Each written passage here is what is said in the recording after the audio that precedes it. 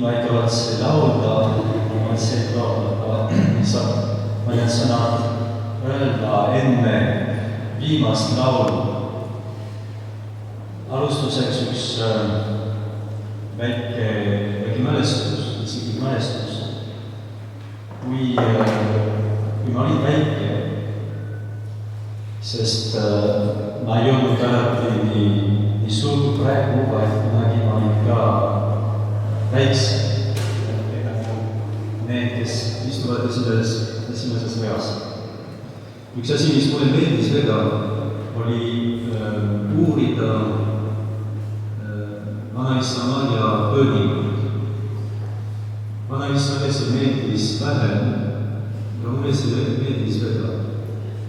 Ja ühel päeval näisin seal ühe väikse raamat, vana raamat. See oli üks pühapäeva kooli raamat, mida vanaisa oli kasutanud millalgi 19. sajandil. Ja sealt on üks lugu, mida ma mäletan hästi. See oli ühe sõja ajal Prantsusmaa ja Saksamaa vahel. Meil oli mitu sellist sõda. Kaks ohvitserid tulevad tagasi rindel ja lahingud oma hobustega. Ja ööseks nad jätkuvad ühe lossi juures, mille pere naine, üks trahvi, võtab neid üle rabi vastu ja kutsub neid õhtusöögi. Mis õhtusöögiga olid seal koos trahvi ja kaks ohvitserid oma ilusast muudelist ja rääkisid kõiksumustes asjadest. Ja muuhulgas nad rääkisid ka uskust ja sellest, kas usk muudab inimeste elu. Ja siis üks ohvitseritest ütleb sellele õuale trahvina. Aga proua, nagu teie näete, minu kolleeg ja mina olen väga head sõbrad, tunneme endast juba andnud. Ka üks neist seast on katoliiklane, teine ei ole. Ja siis ta ütles, kas te oskaksite meile aimata ja meile öelda, kuhu on katoliiklane ja kuhu ka ei ole katoliiklane.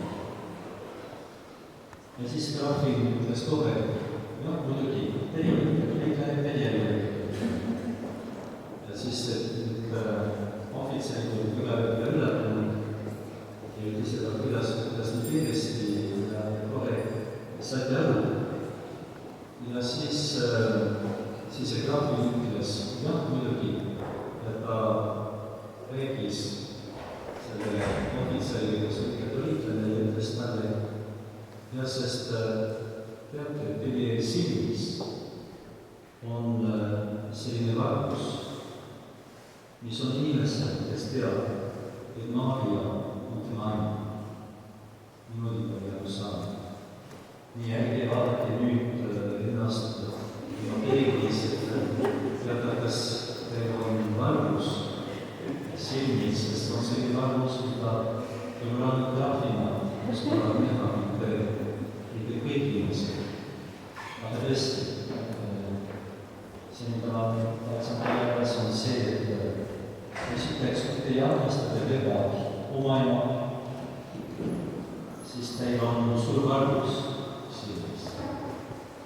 Ja kui teie armastate väga oma ema, kes on taevas, kes on siin, siis teil on nagu topelt suurt vargus silmis ja see muudab kogu teie elu.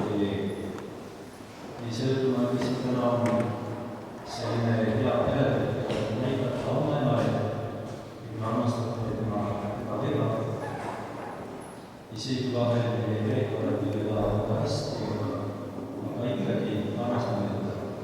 Ja see on ka hea päev, et ütelda Maarjale, kes on meie ema, et me armastame teda kogu südamest. Nagu te teate, laste parema, see on see palve, mida Jumal paremini kuulda. Nii et palge ja ka võtavad kuulda. Nii, ja nüüd me oleme väga kuulanud lapsi ja kiitnud ka õnnitlenud oma aplausiga. Oleme ka palvetanud ajade eest.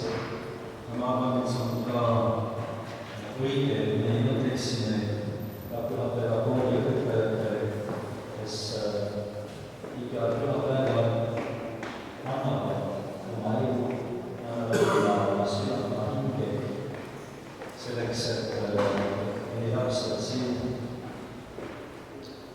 õpiksid, kasvaksid nendeks kristlasteks.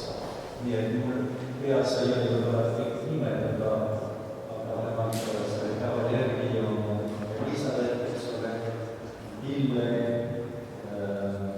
Marge, Üde, Ene, Johannes Kristofer, Matteo ja muidugi need, kes olid kahtletuna Katsmari, Marit, kes on istuvad üksteise kõrval, need, kes erinevad oma nimesi tavas, Johanna, Priin, Liisa Igor, kes on suur tegija. Nii et ma palun suurat laos